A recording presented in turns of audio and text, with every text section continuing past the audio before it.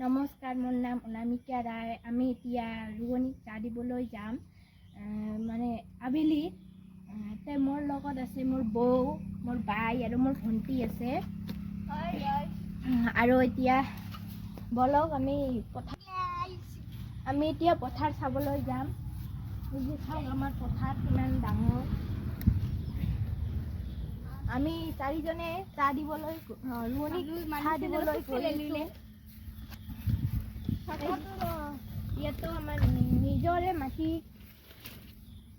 আৰু ৰোৱনী আহিছে। এতিয়া আমাৰ খুৰাহঁতৰ মাটি, জেঠাহঁতৰ মাটি।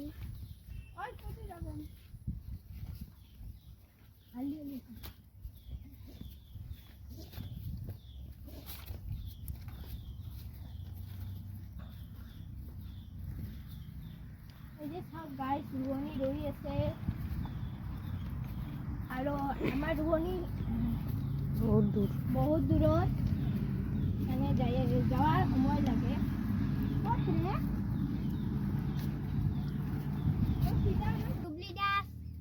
এই যে চাওক আমাৰ খুড়াহঁতৰ ৰোৱনী ৰৈ আছে। এতিয়া যে ৰুইছে কালি আবেলি।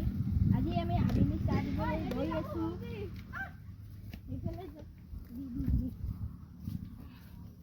এই যে চাওক আমাৰ পথাৰখন কিমান ডাঙৰ। হাই গাইজ, আমি এতিয়া পথাৰত যাই আছো চাহ দিবলৈ। এইফালে খুড়াহঁতে এইফালে ৰোৱনী ৰুই আছে আৰু আমাৰ ৰোৱনীটো ওচৰত নহয়, দূৰত। এতিয়া বাইদেউহঁত